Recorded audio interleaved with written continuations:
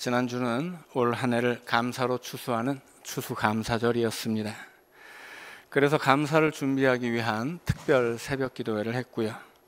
하나님 앞에 감사의 추수를 드릴 뿐 아니라 그 감사를 나누기 위해서 또 목포 아동원을 찾아 섬기기도 했습니다.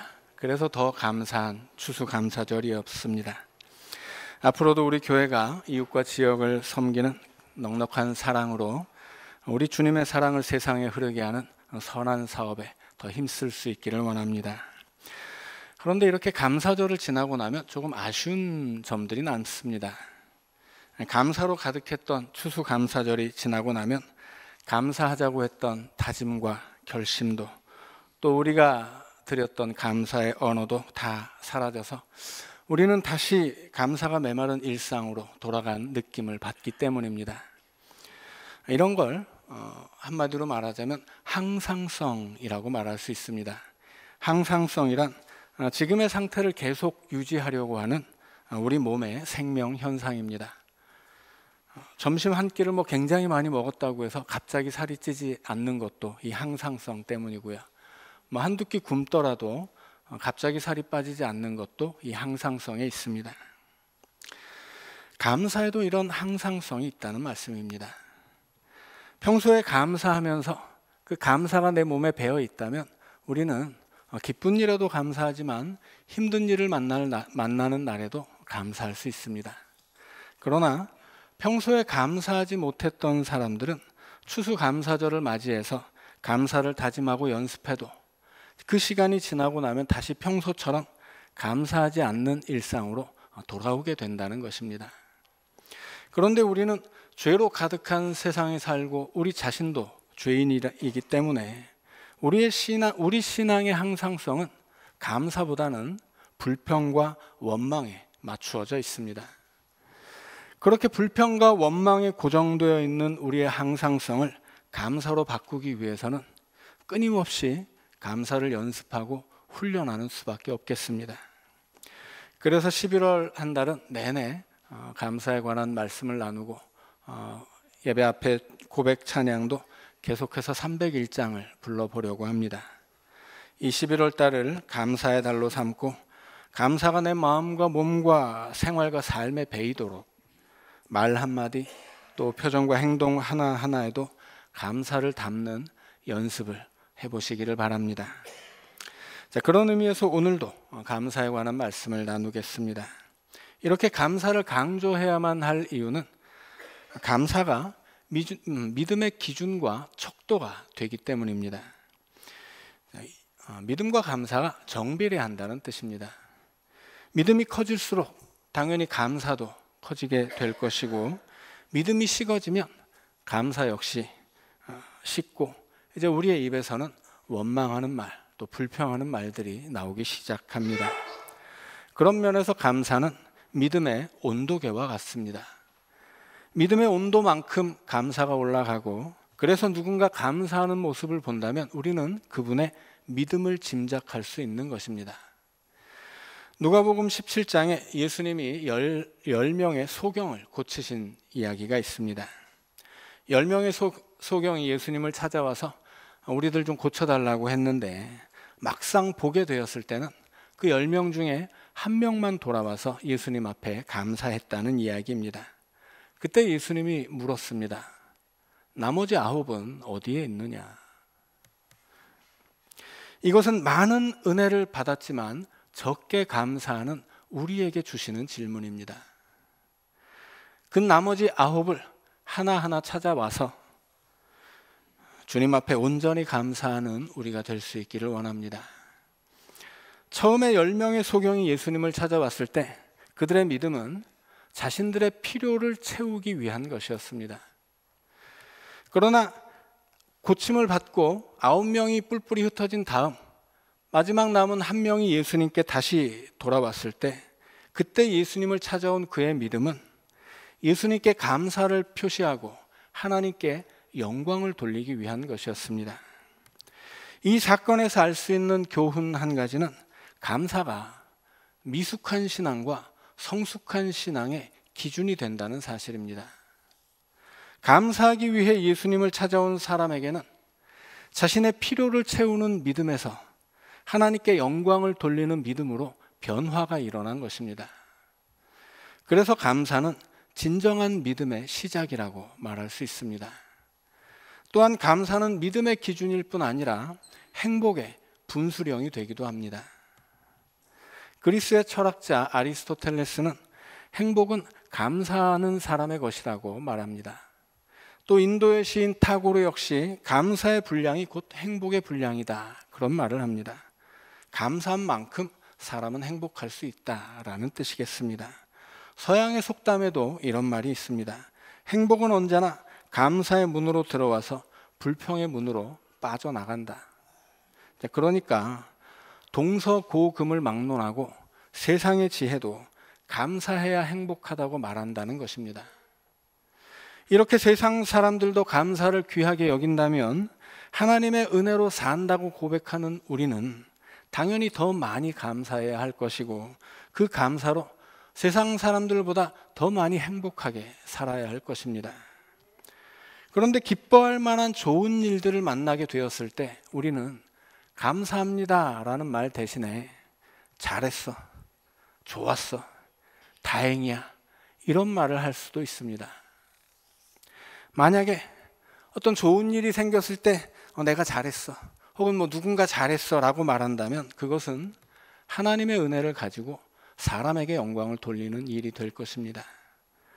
나에게 좋은 일, 감사한 일이 생겼는데 그저 좋았어, 다행이야, 이렇게만 말한다면 그것은 하나님의 은혜를 우연의 일치로 치부하는 일이 될 것입니다.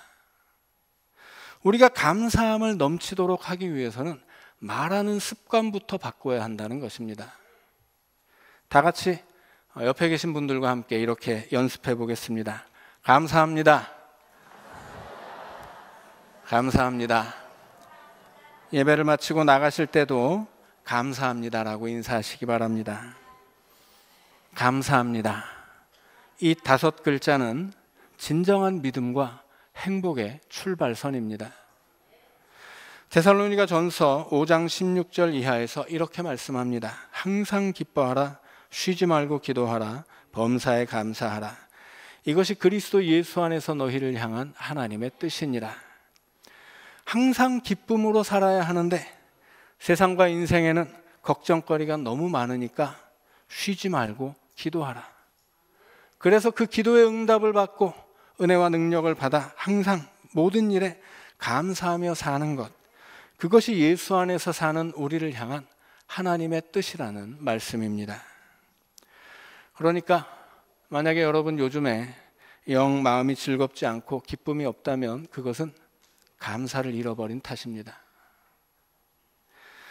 내 마음이 너무 지치고 힘들다면, 또 불안하고 두렵다면 우리는 그때 감사를 되찾아야 한다는 것입니다.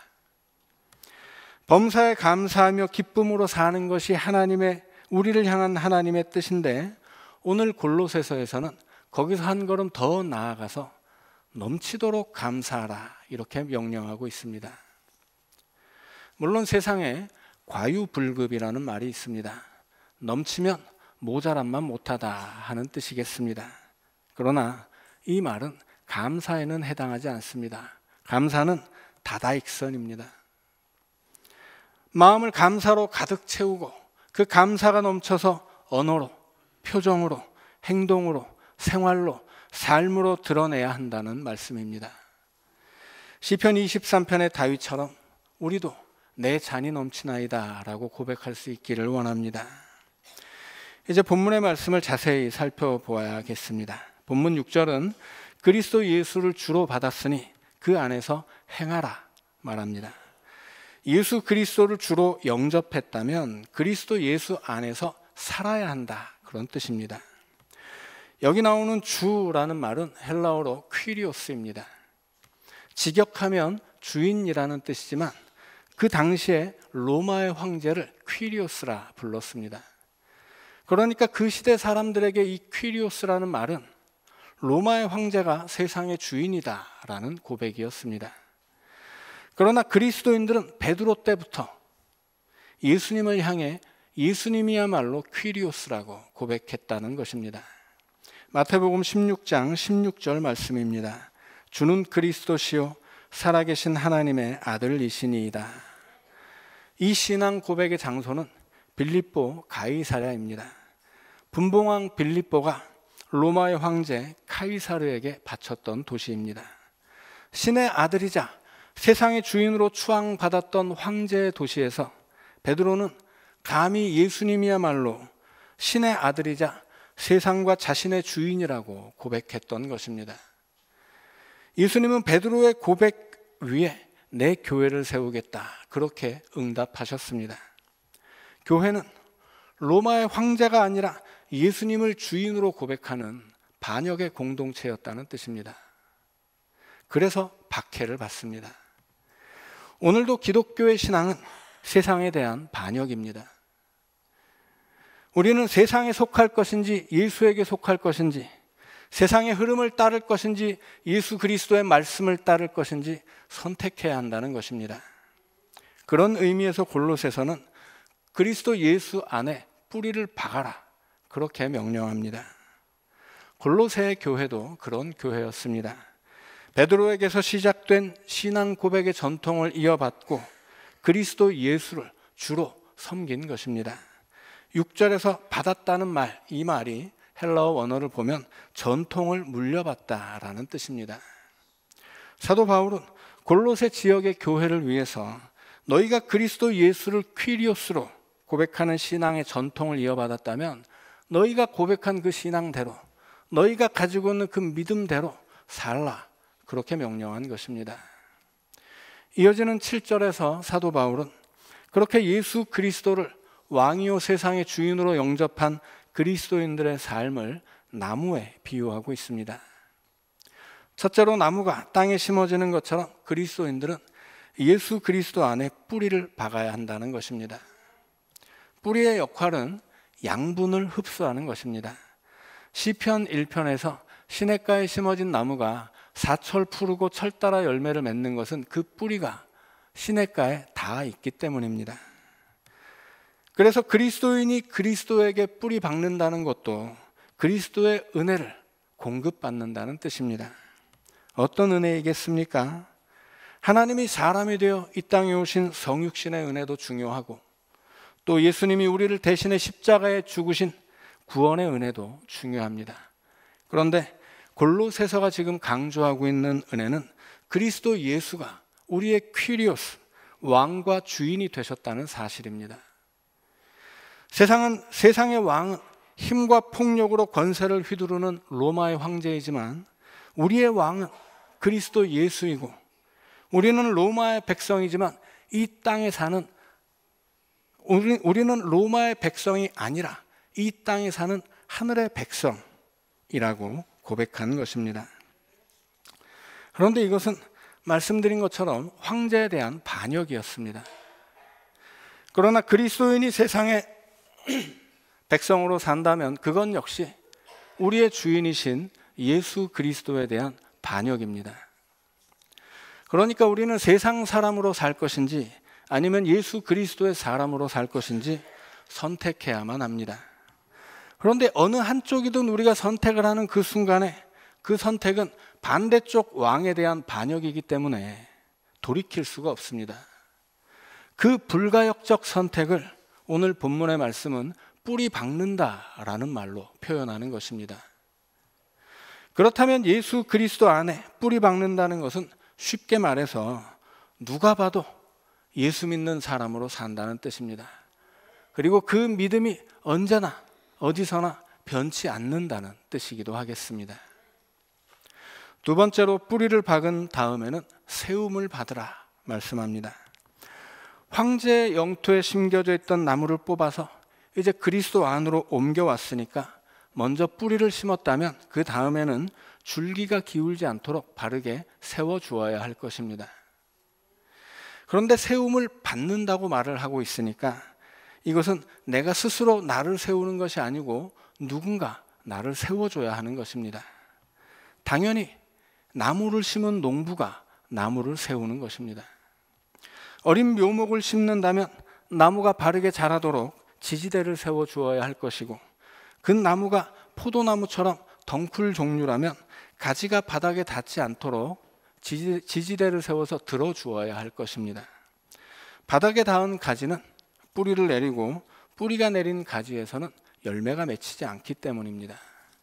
그런데 믿음의 농사는 농부가 다 하는 것이 아니라 함께하는 협업입니다. 농부이신 예수님의 역할뿐 아니라 나무인 우리의 역할도 있다는 것입니다. 예수님이 우리를 세상에서 뽑아 예수님 안으로 옮겨 심었으면 우리도 내 손을 뻗어서 예수 그리스도를 움켜 잡아야만 합니다. 강하게 움켜 잡는다라는 말이 오늘 본문에서 뿌리를 박는다라는 뜻입니다. 그렇게 뿌리가 잘 심어졌다면 그 다음에 농부는 줄기를 세워줄 것입니다. 그러면 나무는 이제 뿌리에서 공급받는 양분으로 자라나야만 합니다. 그 성장에 대해서 바울은 교훈을 받은 대로 믿음에 굳게 서라 말하고 있습니다. 예수님의 농사 세 번째 단계는 그래서 나무의 성장입니다. 그리스도인은 그리스도를 배워야 하고 그 가르침을 따라 믿음과 믿음의 삶이 성장해야 한다는 것입니다. 그것이 교훈을 받은 대로 믿음에 굳게 서는 일입니다. 마태복음을 보면 예수님이 처음으로 복음을 선포하셨을 때 예수님을 따르는 큰 무리가 있습니다. 그 무리들이 예수님을 쫓아 산에 올라가고 예수님이 그 산에서 산상수훈을 가르쳐 주셨습니다. 그리고 그 말씀을 다 가르치신 다음에 이 말씀을 따르는 자는 반석 위에 세운 집같이 튼튼할 것이고 이 말씀을 배웠지만 따르지 않는 자들은 모래 위에 세운 집처럼 무너질 것이라고 말씀하셨습니다. 그러니까 산상수훈의 교훈도 예수님 혼자서 한 것이 아니라 제자들과의 협업이었다는 것입니다. 예수님의 역할이 가르침이라면 제자들의 역할은 배움이었습니다. 배웠지만 따르지 않는 자들은 모래 위에 세운 집처럼 무너질 것이지만 그러면 이제 예수님의 가르침은 헛것이 되겠죠. 그러나 잘 배워서 따르는 사람들은 좋은 열매를 맺고 예수님에게 기쁨을 거두게 할 것입니다. 오늘의 그리스도인 역시 그리스도를 배우기 위해 애써야 하고 배운 대로 살기 위해 애써야 한다는 것입니다. 그것이 교훈을 받은 대로 믿음에 굳게 서는 것입니다. 이제 마지막으로 필요한 것은 열매입니다. 그리스도에게 뿌리를 박고 잘 세워져서 잘 자라났다면 좋은 열매를 맺어야만 합니다. 열매야말로 그 나무를 심은 농부가 바라는 최후의 결과이기 때문입니다. 예수님이 이 땅에 그리스도인으로 심어진 성도들에게 최종적으로 원하는 열매가 무엇이겠습니까? 오늘 본문의 말씀은 감사라고 단언하고 있습니다. 우리가 무슨 세상에 나가서 대단한 일 해야 한다는 말씀이 아닙니다. 우리는 그저 내 작은 입으로 감사하다고만 말해도 그것이 우리 주님이 얻기 원하시는 가장 좋은 열매라는 뜻입니다. 그런데 우리의 마음에 감사가 가득 차 있는 것 이상으로 넘쳐나야 한다고 말하고 있습니다. 감사가 넘쳐서 말로도 나오고 감사가 넘쳐서 표정으로 드러나고 감사가 넘쳐서 그 삶이 기쁨으로 충만해야 한다는 뜻입니다. 이것이 그리스도 예수 안에서 우리를 향한 하나님의 뜻입니다. 그런데 왜 예수님은 굳이 우리에게 감사를 받고 싶어 하시겠습니까? 이 물질 만능의 세계에서 좀 더 실질적이고 물질적인 것을 받으시면 안 되냐는 것입니다. 그러나 하나님은 시편 50편에서 이렇게 말씀하셨습니다. 내가 내 집에서 숫소나 내 우리에서 순념소를 가져가지 아니하리니 이는 삼림의 짐승들과 무산의 가축이 다 내 것이며 산의 모든 새들도 내가 아는 것이며 들의 짐승도 내 것임이로다. 내가 가령 줄여도 내게 이르지 아니할 것은 세계와 거기에 충만한 것이 내 것임이로다. 내가 숫소의 고기를 먹으며 염소의 피를 마시겠느냐. 감사로 하나님께 제사를 드리며 지존하신 이에게 내 서원을 갚으며 환난 날에 나를 부르라. 내가 너를 건지리니 내가 나를 영화롭게 하리로다. 세상 모든 것이 다 내 것인데 내가 너에게 뭐 달랄 것이 있겠느냐. 너는 그저 감사를 제물로 삼아 예배를 드려라. 그리고 어려운 일 생기거든 나를 찾아라. 그러면 내가 도와주마. 나는 너에게 뭘 받는 하나님이 아니고 그저 너에게 은혜를 베풀어 주는 하나님이다. 그런 말씀입니다. 하나님이 은혜를 베풀어도 우리는 드릴 것이 없습니다. 이미 모든 것이 하나님의 것이기 때문입니다. 그래서 하나님은 은혜를 베푸는 분이시지 우리에게 대가를 받으면서 거래를 하는 분이 아니라는 말씀입니다. 우리는 은혜를 받을 뿐 그 은혜에 합당한 대가를 치러서 은혜를 갚을 수는 없는 것입니다. 그래서 우리는 감사를 드리는 것이고 하나님도 우리에게 감사 말고는 받고 싶은 것이 없습니다. 그렇다면 우리가 하나님께 드릴 것이 감사밖에 없고 하나님도 우리에게 받고 싶은 것은 감사밖에 없으시니 우리가 다른 것은 못 드려도 감사 하나만큼은 넘치도록 드려야 되는 것 아니냐. 그 말씀이 오늘 골로새서 본문의 이야기입니다. 그래서 우리 마음이 하나님을 향한 감사로 넘쳐야 합니다. 감사가 넘쳐서 입으로 흘러나오면 찬양이 되는 것이고 그 감사가 우리 몸으로 나오면 예배가 되는 것입니다. 감사가 넘치면 하나님 앞에서뿐 아니라 우리가 살아가는 가정과 이 교회와 세상에서도 내 모습을 통해 감사의 언어와 표정이 드러나고 감사로 가득한 생활과 삶이 이어질 것입니다. 그것이 그리스도 예수를 주로 영접한 그리스도인들의 삶이라는 것입니다. 그리스도 안에 심어져서 그리스도를 붙잡고 사는 사람, 그리스도의 은혜를 힘입어 내 인생을 세워가는 사람, 그리스도를 믿을 뿐 아니라 그를 배워서 믿음이 성장하고 그리스도가 심고 가꾸시니 풍성한 감사의 열매를 드리는 사람, 그들이 바로 그리스도인입니다. 이 11월에 우리 주님이 원하시는 감사의 언어와 생활을 연습하면서 진정한 그리스도인으로 성장하는 연동의 가족들이 될 수 있기를 우리 주님의 이름으로 축원합니다. 말씀을 기억하면서 침묵으로 기도하겠습니다.